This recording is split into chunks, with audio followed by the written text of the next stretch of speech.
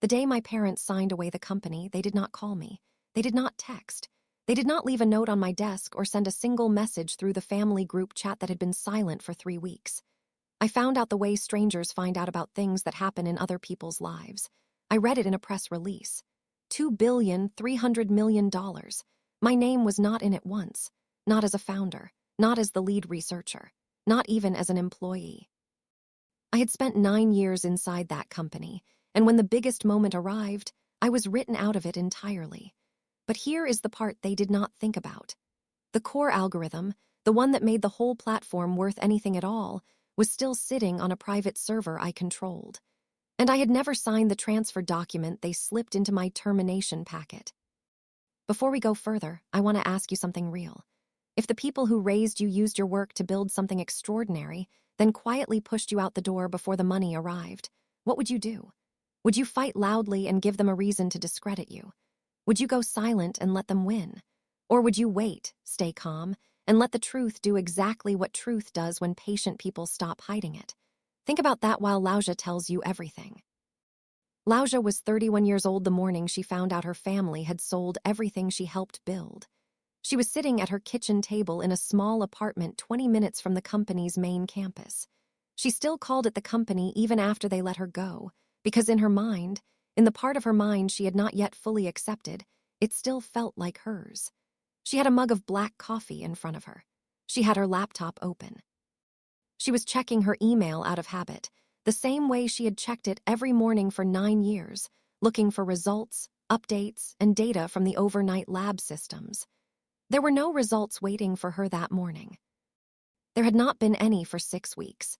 Because 6 weeks ago her access badge had stopped working, her email had been rerouted, and a human resources coordinator named Dale, who Lousia had hired 3 years earlier, had slid a termination agreement across a conference table and told her to take her time reading it.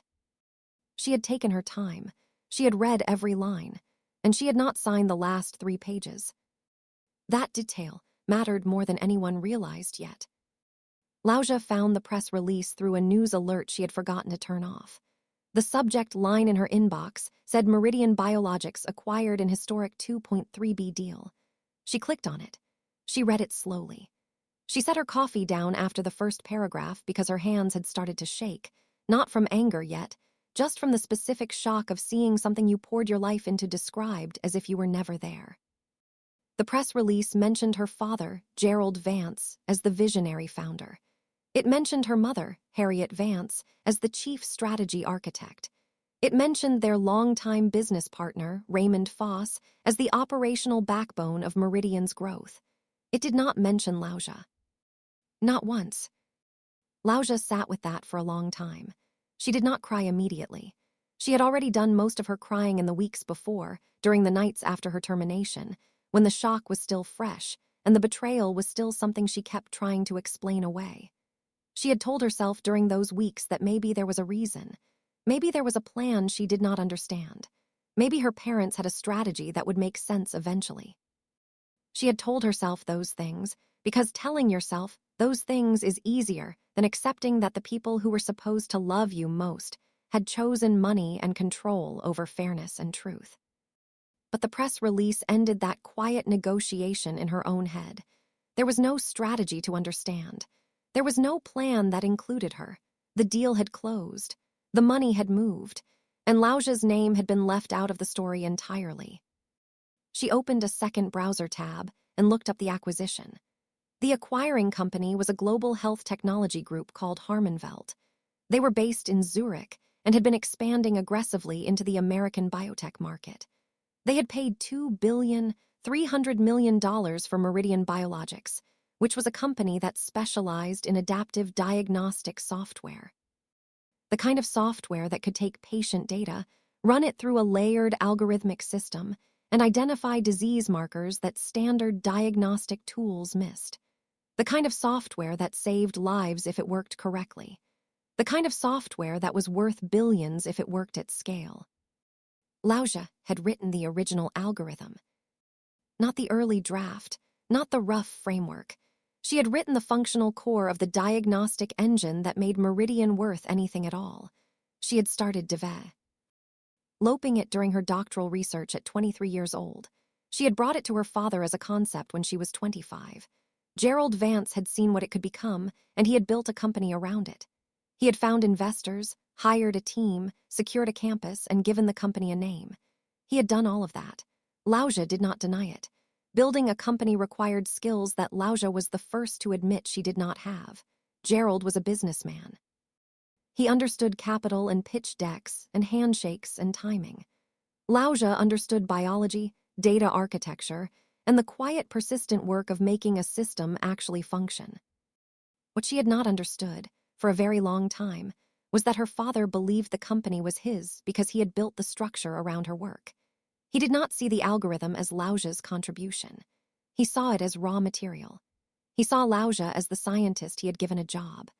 The fact that it had started as her doctoral work, her original intellectual creation, had been quietly reframed in his mind over the years until it was simply part of Meridian's internal property. And because Lousia trusted him, because she loved him, because she had never wanted to make things difficult, she had never pushed hard enough to formalize the distinction between what was hers and what was the company's. Almost never. There was one thing she had done. One quiet, careful, almost accidental thing that would matter enormously very soon. When Lousia had first brought her diagnostic algorithm into Meridian systems, she had done so as a transfer of a specific build. She had handed over version 4.7 of the engine. She had documented the handover. She had signed an agreement that gave Meridian licensing rights to version 4.7 and its derivatives. But the agreement, drafted quickly during a hectic expansion period when everyone was moving too fast to read carefully, had not included version 5. Lousia had been working on version 5 quietly, on her own private development server, for 2 years before her termination. Version 5 was not a small upgrade. It was a fundamental restructuring of the diagnostic logic. It was faster, more accurate, and capable of processing a wider range of patient data types. The performance difference between 4.7 and 5 was not marginal. It was the difference between a system that could handle one hospital network and a system that could handle a national health infrastructure. Harmenvelt had paid $2 billion for a company running version 4.7. They did not know version 5 existed. They did not know it was sitting on a private server that Lousia still controlled. They did not know that when Lousia had refused to sign the last 3 pages of her termination agreement, those 3 pages had included a blanket intellectual property transfer clause that would have captured everything she had ever worked on, including work she had done outside company hours on personal equipment. She had not made a scene about those pages. She had simply not signed them. When Dale had followed up 2 weeks later asking about the outstanding signature, Lousia had said she needed more time to review. Dale had not pushed harder. The HR process had moved on, and the deal with Harmenvelt had apparently closed without anyone at Meridian realizing the transfer was incomplete. Lousia was not a vengeful person. She had never in her life set out to hurt someone deliberately. But she was a scientist, and scientists deal in facts, and the fact was that the most valuable version of the technology that had just sold for $2 billion still legally belonged to her. She did not call her parents that day. She did not call Raymond Foss. She did not call a lawyer immediately, though she would soon. Instead, she sat at her kitchen table for a long time, finishing her coffee and then making a second cup, and reading everything she could find about Harmenvelt. She needed to understand who she was dealing with before she decided what to do next. Lousia's history with Meridian was not a simple story of a daughter working for her father's company. It was more layered than that, and to understand what the betrayal really meant, you had to understand how it had built up slowly over years, the way sediment builds on a riverbed, so gradually that you almost do not notice until the water can barely move. Lousia had been the kind of child who took things apart to understand them. Not toys, though sometimes toys too, but systems. She wanted to know how things worked at the level below the surface. She had been fascinated by biology from early childhood, not because she wanted to be a doctor, but because she found the body's logic extraordinary. The way cells communicated, the way proteins folded, the way the immune system remembered. She had gone to university on a partial academic scholarship and a part-time job, and had pushed through a biology degree and then a graduate program and then a doctoral program, all while her parents ran a modest medical supply distribution business that paid the bills but never captured her father's ambitions. Gerald Vance was a man who wanted to build something significant. He had always felt that the distribution business, while stable, was too small for the kind of mark he wanted to leave. He was intelligent, genuinely intelligent, and he had good instincts about business timing and market opportunity. He was also the kind of man who believed that the people closest to him were reflections of himself. Lousia's academic achievements were, in his understanding, proof of his own good judgment in raising her.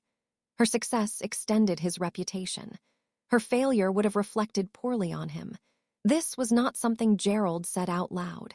It was simply the invisible logic beneath how he operated. When Lousia came to him at 25 with the diagnostic algorithm concept, she had expected a conversation. What she got instead was a decision.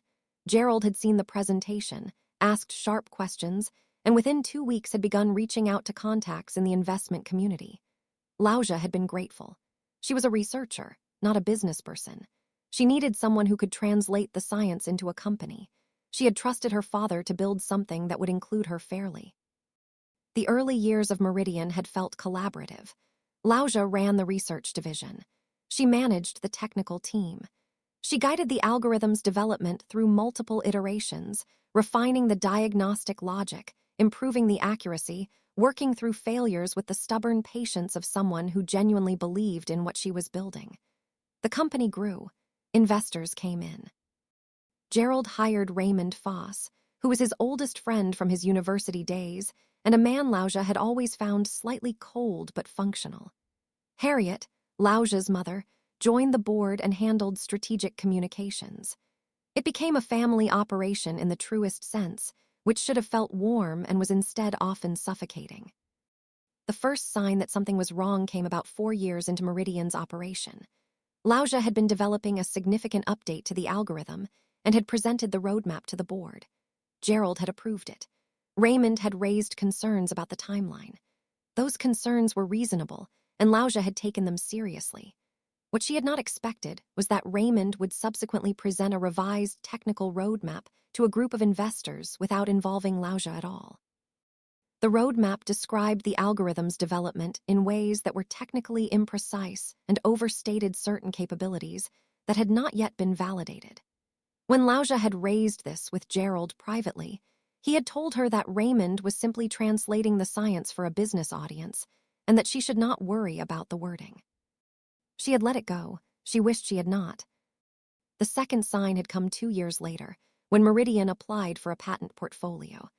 Lousia had assumed she would be listed as a primary inventor on the core diagnostic patents. She was not. She was listed as a contributing researcher on 3 secondary patents. The primary inventor credit on the foundational patents went to a combination of Gerald Vance and Meridian Biologics as an entity. Lousia had been confused and then upset, and when she had raised it with Gerald, he had explained with absolute calm that the patents reflected the company's investment in the research environment that allowed her work to flourish. He had said this as if it were reasonable, as if the infrastructure that surrounded her work was equivalent to the intellectual work itself, as if the building that held the laboratory deserved equal credit with the scientist who ran the experiments. Lousia had pushed back harder that time. She had consulted an intellectual property attorney. She had drafted a letter requesting a review of the inventor designations. Gerald had received the letter and had come to her apartment that evening. He had not come with anger. He had come with disappointment. He had sat across from her and told her that this kind of action was what destroyed family businesses. He had told her that he had sacrificed enormously to build Meridian, that he had taken financial risks she did not understand, that he had protected her from pressures she was never even aware of, and that treating the company like an adversary was a betrayal of everything he had tried to do for her. He had said that if she wanted to pursue the patent question through legal channels, she was free to do so, but that it would be the end of their working relationship, and probably something worse. Lousia had withdrawn the letter. She thought about that decision often in the years that followed. She understood, looking back, that she had made it for reasons that had nothing to do with the legal merit of her position. She had made it because she loved her father, because she feared losing the relationship, because she had grown up in a household where keeping the peace was treated as the highest virtue and creating conflict was treated as a character flaw. She had been trained since childhood to accommodate Gerald Vance's ego in order to preserve the family's sense of harmony, and that training had cost her dearly. In the years after the patent dispute, Lousia had focused on her work and tried to be content with the role she had. She was a senior researcher. She had a good salary. She had a team she respected. She believed in the technology they were building. She told herself that the credit question was complicated and that perhaps her father was not entirely wrong, that the company infrastructure had contributed to what she built. She told herself a lot of things that were not quite true, because the true things were too painful to carry. She had begun developing version 5 of the algorithm during this period.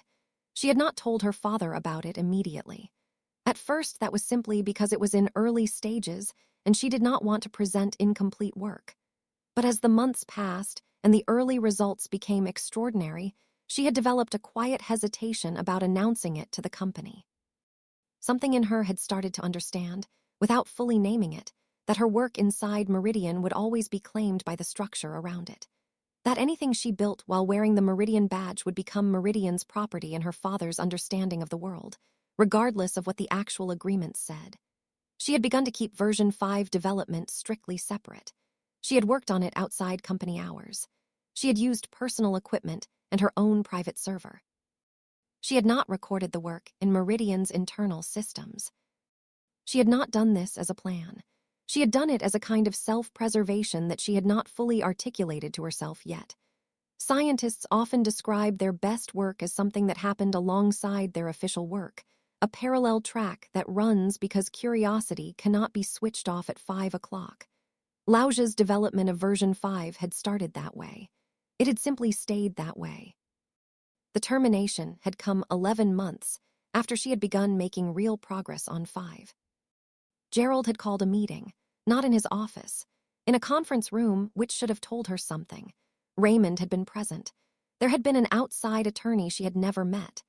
Gerald had explained, in the careful language of someone who had practiced what he was about to say, that Meridian was entering a phase of strategic restructuring, that the research division was being reorganized, that Lousia's role was being eliminated as part of this restructuring. He had said the word restructuring 4 times in the first 3 minutes. He had not said the word fired. He had not said the word betrayal. He had not said the thing that was actually happening, which was that he had already been in serious acquisition discussions with Harmenvelt for months and had decided that Lousia's continued presence at the company would complicate the deal. Lousia had figured that last part out later, when she was going through the timeline and matching dates. The acquisition discussions had started roughly 8 months before her termination. Gerald had eliminated her role roughly 5 weeks before the deal closed. The timing was not a coincidence. She asked Gerald, in the conference room, if this was connected to the Harmenvelt discussions she had heard about informally.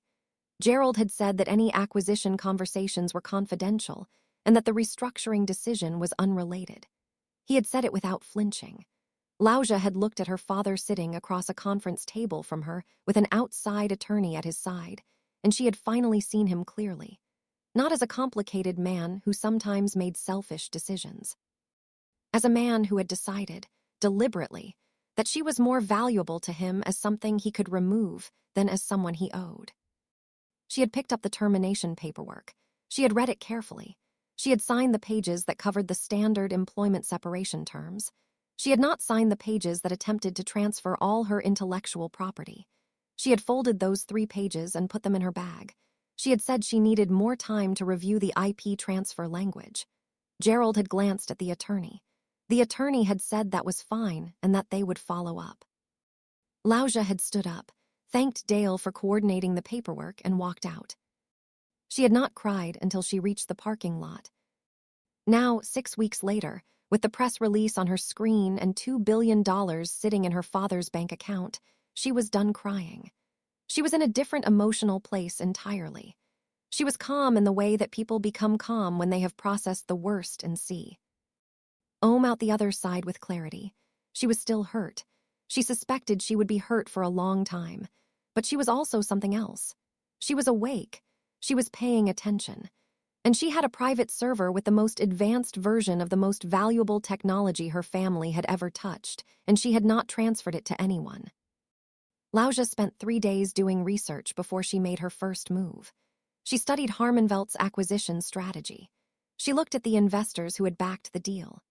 She found interviews with Harmonvelt's chief technology officer, a woman named Dr. Petra Baumann, who had been quoted in multiple industry publications talking about Meridian's diagnostic platform and the technical improvements they planned to build upon it. Dr. Baumann had described the platform's current capabilities with precision. She clearly understood what she had bought. She also, reading carefully between the lines of the interviews, seemed to understand that the platform's current version was functional, but not yet at the scale Harmonvelt ultimately needed. They had paid $2 billion for something that was good. Lousia had built something that was extraordinary, and it was still hers. On the 4th day, Lousia called an intellectual property attorney named Soren Marsh, who had been recommended to her years earlier by a colleague, and whose number she had kept in her phone under the label legal reference, even though she had never needed to use it before. She explained her situation to Soren over the phone for 40 minutes. She explained the original algorithm development. She explained the licensing agreement that covered version 4.7, but not 5. She explained the termination paperwork and the 3 unsigned pages. She explained that she had been developing version 5 on personal equipment, outside company hours, using her own server, and that she had never recorded the work in Meridian's internal systems. Soren was quiet for a moment after she finished. Then he said, carefully, that what she was describing was a situation that needed to be analyzed very thoroughly before any conclusions were drawn, but that on the surface, based on what she had told him, there were potentially significant ownership questions that deserved serious examination. He asked her to bring everything she had, every document, every development log, every timestamp she could locate, every piece of evidence that established when the work had been done and on what equipment. Lousia had organized all of it already. She was a scientist. Organization was not optional for her. She had logs. She had server records. She had personal device timestamps. She had email threads that were unrelated to Meridian, but that placed her in specific locations doing specific things on specific dates, creating a kind of circumstantial timeline that supported her account. She had the unsigned pages from the termination agreement, which she had photographed and stored in 3 separate locations. She met with Soren in his office 2 days later. He spent 4 hours with her. At the end of the meeting, he told her that her ownership position on version 5 appeared to be substantive. He said that the licensing agreement's specificity in naming version 4.7 was significant, and that the absence of version 5 in any Meridian internal records would be important. He said the unsigned IP transfer clause was critical. He told her not to contact her parents, not to contact Raymond, and not to contact Harmonvelt until he had completed his full analysis, and they had decided together on the appropriate approach. Lousia agreed to wait. She was good at waiting. She had been waiting patiently for years. She had waited for fairness. She had waited for credit. She had waited for her father to see her clearly. Waiting a little longer while her attorney built something solid was the easiest waiting she had ever done. The call from her parents came on a Thursday morning, 12 days after the press release. Lousia was at her kitchen table again, this time reviewing research journals because old habits stay alive even when the jobs they were attached to disappear. Her phone lit up with her mother's name. Harriet. Lousia looked at the name on the screen for a moment. Then she answered. Harriet's voice was warm in the practiced way that Harriet's voice was always warm when she wanted something. She asked how Lousia was doing. She said she had been meaning to call. She said that the past few weeks had been extraordinarily busy, as Lousia could imagine, given everything that had been happening.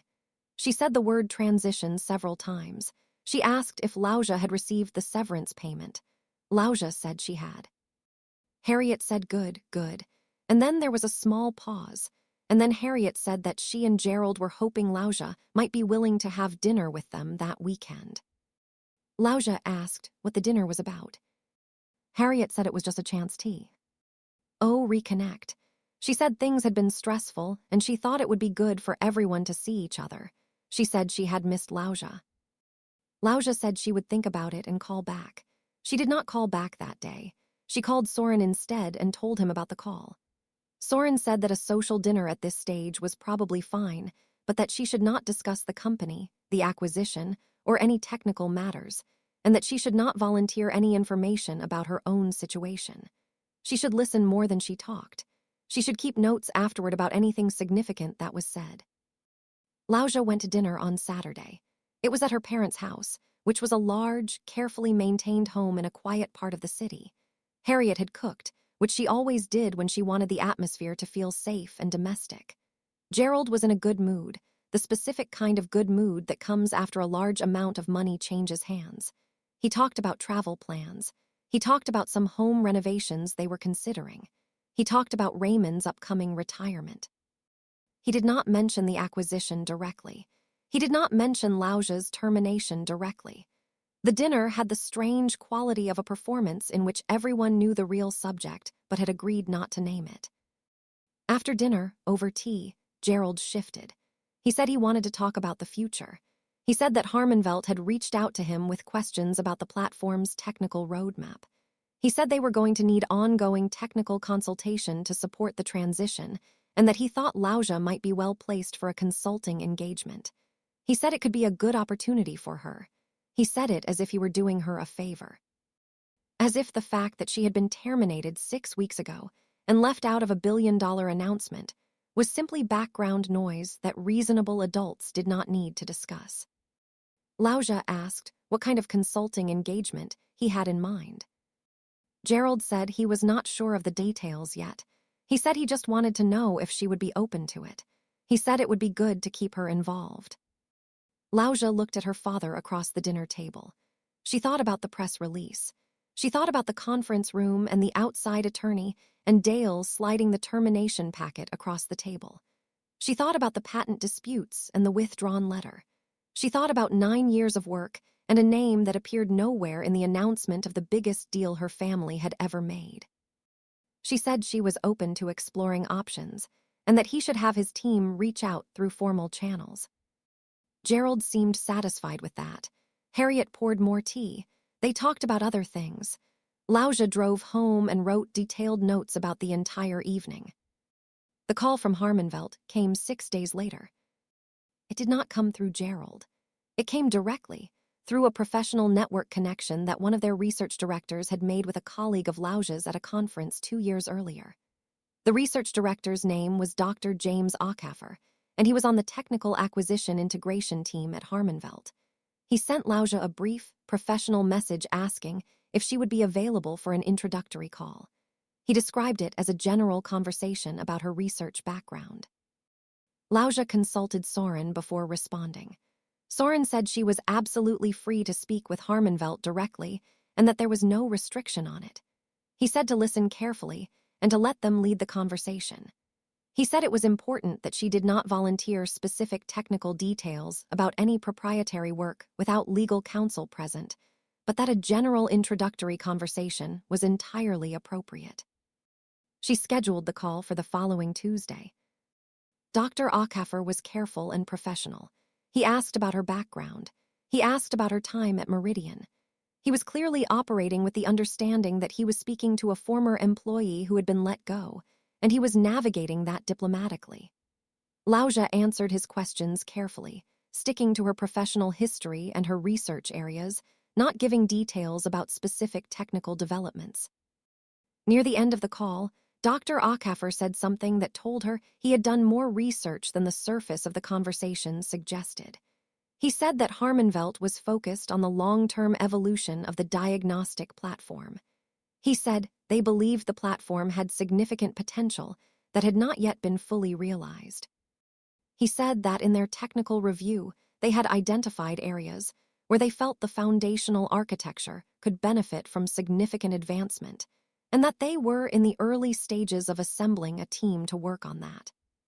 He used the phrase foundational architecture twice. Lousia had written the foundational architecture. She heard what he was Ellie saying. She said she appreciated the context and asked if he could share more about what specifically they were hoping to advance. He mentioned scalability. He mentioned multi-network processing. He mentioned a clinical accuracy threshold that was higher than what the current version delivered. Every one of those things was addressed in version 5. Lousia said she understood. She said she had some ideas about those areas and that she would welcome a more formal conversation when both sides were ready for that. She kept her voice level and professional. When the call ended, she sat for a full minute without moving. Then she called Soren. She told him what Dr. Ackafer had said. She told him that Harmenvelt did not know about version 5, but that their technical team had clearly identified the limitations of what they had bought and was already looking for solutions. She told him she believed that what they had paid $2 billion for was functionally incomplete without the next version of the work she had built. Soren said he thought she needed to understand her legal position fully before the next conversation. He said it was time to formalize everything. Over the next 3 weeks, Soren and his team built a detailed legal analysis of Lousia's ownership claim on version 5. They reviewed the original licensing agreement, which clearly named version 4.7 as the subject of the license. They reviewed the termination documents, particularly the 3 unsigned pages. They pulled together Lousia's development records, device logs, and timeline documentation. They had an independent technical consultant review the code architecture to confirm that version 5 represented a sufficiently distinct development from version 4.7 to support an independent ownership argument. The independent consultant's report was definitive. Version 5 was not an incremental update. It was a fundamentally reconstructed system that shared some conceptual DNA with version 4.7, but operated through a different computational framework, had different processing logic, and delivered performance outcomes that version 4.7 could not approach. The consultant concluded that version 5 could reasonably be characterized as a separate and original work. Soren told Lousia that her position was strong. He said it was not bulletproof. Nothing in IP law is bulletproof. Meridian's attorneys would likely argue that any algorithm built by Lousia while she was employed at Meridian belonged to the company regardless of the specific licensing agreement's language. That argument existed and would need to be addressed. But the specific language of the agreement, the work's development history on personal equipment and a private server, and the unsigned IP transfer clause created a meaningful and defensible claim. He said that the path forward would depend on what she wanted to achieve. Lousia told him what she wanted. She did not want to destroy her parents. She was hurt and she was clear-eyed and she was done being taken advantage of, but she was not interested in burning everything down. She wanted 2 things. She wanted fair acknowledgement and fair compensation for what she had built, and she wanted the truth of her contribution to be on record, not in a press release, in something real and legal and permanent. Soren said that was a reasonable set of goals, and that he thought there was a path to both. He reached out formally to Harmenvelt's legal team with a letter that outlined Lousia's ownership position on version 5 and requested a formal meeting. He was precise and professional. He did not make threats. He simply presented the facts and asked for a conversation. The response from Harmenvelt's legal team arrived within 48 hours. It was brief and non-committal, but it requested a meeting, which told Lousia everything she needed to know about how seriously they were taking it. Gerald called her the same day the Harmenvelt response arrived. She had wondered when that would happen. Someone at Harmenvelt had apparently contacted him.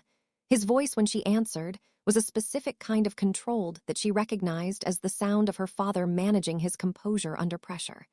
He said he had heard she had been in contact with Harmenvelt's legal team.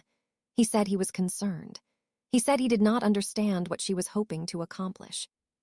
He said this could get complicated and messy for everyone involved, and he hoped she would reconsider whatever she was pursuing. Lousia let him finish. Then she said, clearly and calmly, that she was pursuing what belonged to her and that she had legal counsel handling the matter, and that all further communications on the subject should go through Soren's office. Gerald said her name in the tone he had always used when he wanted her to back down. It was not an angry tone. It was a disappointed tone, a tone that suggested she was behaving irrationally. She had responded to that tone her entire life by softening, by apologizing, by finding a way to smooth things over. She did not respond to it that way now. She said goodnight, told him to have Soren's contact passed along to his attorney, and ended the call. She sat in her apartment afterward and felt the space that had opened up. It was not a comfortable feeling. She would be honest about that. It was not triumphant or easy. It felt more like the specific kind of freedom that arrives when you stop carrying something that was never yours to carry. A weight that had been placed on her without her full consent, the weight of managing her father's feelings and protecting the family's image and keeping the peace at the cost of her own truth, had been set down. She could feel the absence of it.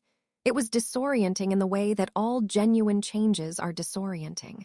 But underneath the disorientation was something solid, something she had not felt in a long time, something that felt like herself. The formal meeting between Soren, Lousia, and Harmenvelt's legal and technical teams was scheduled for 3 weeks out. In the time before that meeting, several things happened that Lousia had not fully anticipated. Raymond Foss called her. Raymond, who had been present at her termination and had said nothing, who had been named in the press release as Meridian's operational backbone while Lousia was omitted entirely, called her on a quiet Wednesday afternoon. He said he had been thinking about everything. He said he wanted her to know that he had not been comfortable with how things had been handled during the restructuring. He said he had voiced some concerns to Gerald at the time and that those concerns had not been well received. He said he was sorry that Lousia had found herself in this position. Lousia listened to all of it. She thanked him for calling. She said she appreciated him reaching out. She did not ask him to do anything or say anything on her behalf. But she noted, carefully, that Raymond Foss was experiencing something that looked a great deal like a conscience. Her younger brother, Marcus, reached out through a text message. Marcus was 27 and worked in a different field entirely and had always been slightly peripheral to the Meridian story. His text said that he had heard some things from their parents and that he did not fully understand the situation, but that he was on Lousia's side no matter what. He also said that their mother had been crying and that he thought someone should know that. Lousia appreciated the message. She wrote back that she loved Marcus and that she was handling things. She did not tell him to pass anything along to their parents. Harriet called on a Friday. Unlike Gerald's controlled call, Harriet's was openly emotional. She said she did not understand why Lousia was doing this. She said the family was being torn apart. She said the deal was done and the money was gone, and that what Lousia was pursuing would only create legal costs and stress and family damage that could never be undone. She said she had always made sure Lousia had everything she needed. She said she thought Lousia was grateful for what had been done for her. She used the word grateful in a way that landed like a stone, because Lousia recognized it immediately as the specific kind of manipulation that dresses up as love. The suggestion that a child owes their parents silence about injustice because the parents had provided basic care. The idea that gratitude for being raised should extend to accepting having your life's work taken without credit. Lousia said she loved her mother. She said she did not want to cause pain. She said that what was happening was not about destroying anything. It was about something being owed to her that she had worked 9 years to build. She said she hoped her mother could hear that distinction. Harriet said it was still hurting the family. Lousia said she understood and that she was still not going to stop. After she hung up, she cried for about 20 minutes, not because she was uncertain, because it is possible to be completely certain about the right thing and still feel the weight of the cost. She had learned that recently. Certainty and grief are not opposites. They can live in the same person at the same time. The meeting with Harmenvelt happened on a Tuesday. Soren had briefed Lousia thoroughly. The session would be exploratory. Harmenvelt's legal team would want to understand the basis for Lousia's claim. The technical team would want to understand what version 5 actually was. It would not be a negotiation yet. It would be a mapping exercise. They met in a neutral conference room at Soren's law firm. Harmenvelt sent 3 people. Their general counsel, a composed woman named Adele Park, Dr. Acaffer, who Lousia had spoken with on the phone, and a senior technical analyst named Bryce Whitfield, who Lousia had not met before.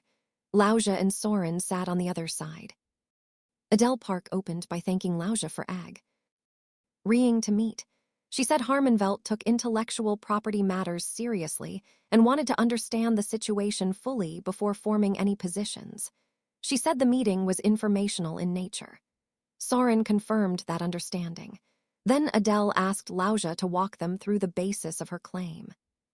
Lousia had prepared for this the way she prepared for every important presentation. Thoroughly, without drama, in plain language that translated complex things into clear ones. She described the original algorithm. She described the licensing agreement and its specific scope. She described the development of version 5, its timeline, its technical distinctions from version 4.7, and its development history on personal equipment. She described the termination paperwork and the unsigned IP transfer clause. She spoke for about 40 minutes. She answered follow-up questions from Adele and Bryce precisely and without embellishment. She did not perform emotion. She did not exaggerate. She simply told the truth. At the end, Bryce Whitfield asked if they could see the technical specification documents for version 5. Soren said that detailed technical review would be part of any formal due diligence process that followed an agreement in principle about the appropriate path forward. He said a technical summary had been prepared that could be shared at this stage, and he slid copies across the table. Bryce read through it. His expression did not change, but something shifted in the quality of his attention. He asked 2 very specific technical questions that told Lousia he understood exactly what he was reading. Adele said she would need time to consult internally and with the acquisition team. She asked if Lousia was open to continued conversation. Soren said absolutely. They shook hands. The meeting ended. In the elevator going down, Soren said he thought that had gone very well. He said that the technical summary had clearly landed. He said he expected a meaningful response within 10 days. The response came in 8. Adele Park's office sent a formal letter proposing a structured negotiation with the goal of reaching an agreement that recognized Lousia's contribution to the platform's development and established terms for access to version 5. The letter was careful and diplomatic, but its direction was clear. Harmenvelt wanted version 5. They were prepared to discuss what it would take to get it. Lousia read the letter 3 times. She told Soren to proceed. The negotiation took 6 weeks. There were 4 formal sessions and several back-channel conversations between Soren and Adele. Gerald's attorney attempted to intervene in the process twice, arguing that Meridian's original employment agreements superseded Lousia's ownership claims. Harmenvelt's legal team analyzed those arguments and ultimately found them insufficient to override the specific licensing language and the unsigned transfer clause. Gerald's attorney's position was not baseless, but it was weaker than it needed to be to dislodge Lousia's claim. The gap between what the agreements actually said and what Gerald had assumed they meant turned out to be significant. During the negotiation, Lousia received one more call from her father. This one was different from the first. The controlled composure was gone. Gerald did not shout. He was not that kind of man, but his voice had lost its certainty. He said he had always planned to do right by Lousia eventually. He said there had never been any intention to cut her out permanently. He said the timing of the acquisition had created complications that he had not handled well. He said he was sorry that she had felt overlooked. He said he was sorry that she had felt overlooked. Lousia noticed the specific phrasing. He was sorry she had felt a certain way, not sorry for the actions that had caused those feelings. The distinction was small in language and enormous in meaning. She had heard that kind of apology before. From him, from Harriet. The apology that centers the apologizer's discomfort rather than the wronged person's reality. She said she appreciated him calling. She said the matter was in legal hands now and needed to stay there. She said she hoped they could find their way back to each other as a family when everything was resolved. She meant that. It was not something she said to be polite. She genuinely hoped for it. She was done being controlled and overlooked, but she was not done hoping for a father who could eventually see her honestly. The final agreement was reached on a cold Thursday morning. Harmenvelt acknowledged Lousia's ownership of version 5 and its derivatives. They agreed to a licensing arrangement that compensated Lousia with a structured payment totaling $11 million over 5 years, plus a royalty arrangement tied to the platform's commercial performance benchmarks. They also agreed, at Lousia's specific request, to a formal record of her contribution to the platform's foundational development, a technical acknowledgement that would be filed with the IP documentation and referenced in any future patent work that built on her architecture. Lousia had asked for that acknowledgement specifically, not for pride, because she understood that the only thing that had followed her through years of invisibility was the work itself, and she needed the work to carry her name. She signed the agreement on a Thursday. Soren brought a small bottle of sparkling water from his office kitchen and poured 2 glasses. He said it had been a genuine privilege. Lousia thanked him and meant it. She sat in the car afterward for a few minutes before she drove home. $11 million was not the $2 billion. She was clear about that. She was not pretending the outcome was symmetric with what her parents had received. It was not. Gerald and Harriet had cashed out their full equity. Raymond had cashed out his share. The money they had collectively received dwarfed Lousia's settlement. That was still true. The history of who had been given credit and who had been erased from the story was still true. The 9 years of working inside a company that used her work, while minimizing her standing, were still true. But version 5 had been hers, and now the world had a record that said so. She drove home. In the months that followed, Lousia made decisions she had been postponing for a long time. She took the financial stability the settlement provided and used it to lease space for an independent research practice. Not a startup. Not yet. A practice. A small, clean lab space where she could develop research on her own terms. She hired 2 junior researchers she had known from her Meridian days who had stayed in touch and believed in her work. She filed her first independent patent. It was a small one, an early-stage application based on a diagnostic concept she had started exploring after the Harmenvelt deal. But it was filed under her own name, with no corporate ownership structure above it, and that made it feel more significant than anything she had filed in 9 years at Meridian. Gerald reached out in the spring, 6 months after the settlement. He asked if she would have lunch. She thought about it for 2 days. She said yes. They met at a quiet restaurant that neither of them had a particular attachment to, neutral ground. Gerald had aged in a way that the stress of the past year had accelerated. He was still Gerald, still sharp and composed, but there was something quieter in him that she had not seen before. He did not try to relitigate the past. He said he wanted to understand her. He said he thought he had made assumptions about her that he had never examined. He said he did not fully understand, yet, why he had found it so difficult to give her the credit she had earned, but that he had been thinking about it, and that the thinking was uncomfortable, and that he thought it probably needed to keep happening. He said he was proud of her, and he said it in a way that sounded real rather than strategic. Lousia told him she appreciated that. She said she was not going to pretend that everything was fine, and that rebuilding something honest between them would take time and require consistency from him, not just words. She said she was not closing the door. She said she was simply being honest about what the door needed to be made of. Gerald nodded. He said he could respect that. They ate lunch. They talked about Marcus, who had recently gotten engaged. They talked about Harriet's health, which had been uncertain. They talked about small things.